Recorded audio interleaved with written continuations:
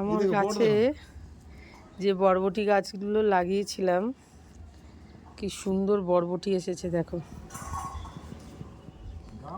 দারুণ বরবটি হয়েছে।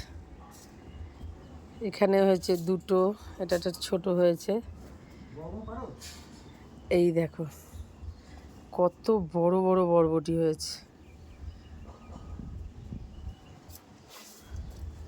কিন্তু কিছু বরবটিতে একটু পোকা এসছে, কেন এসছে বুঝতে পারলাম না। প্রত্যেকটা আজকে এই বরবটিটা পারবো।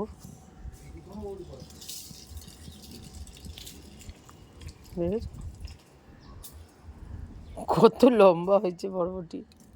আর একটা কোনটা গো? ও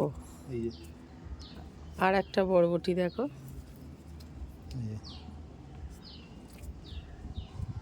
আরো পেরে না। এর আগের দিন একটা বরবটি পেরেছি, আজকে হয়েছে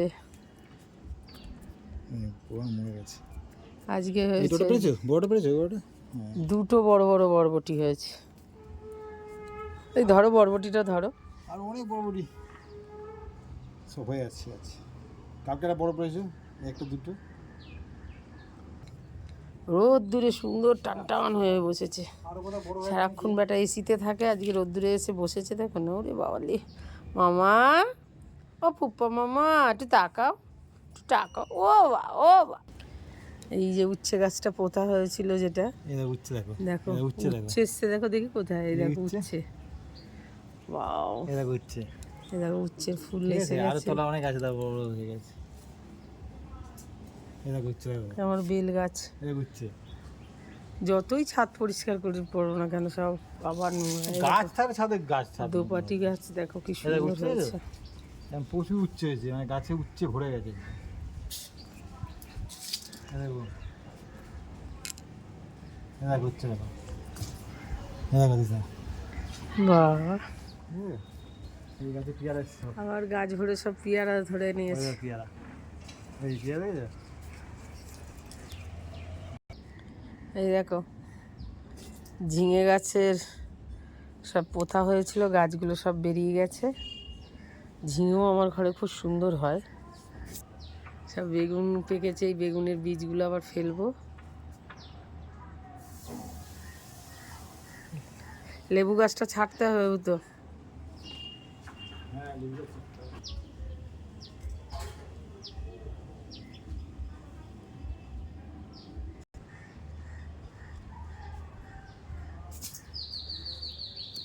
সব লেবু ভর্তি আছে। শিউলি গাছটা খুব সুন্দর হয়েছে। এই ফুলটার গন্ধ যখন ফুলটা হয়, ছাদে এসে বসলে পরে মনে হয় যেন কিছু একটা নতুন কিছু অনুভব।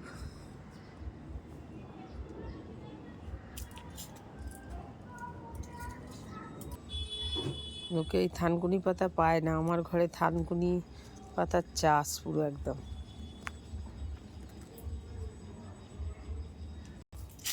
যে আমার মেয়ে বসে আছে রোদ্দুরে, ছাদে এসছি সব জামা কাপড়গুলো মিলতে।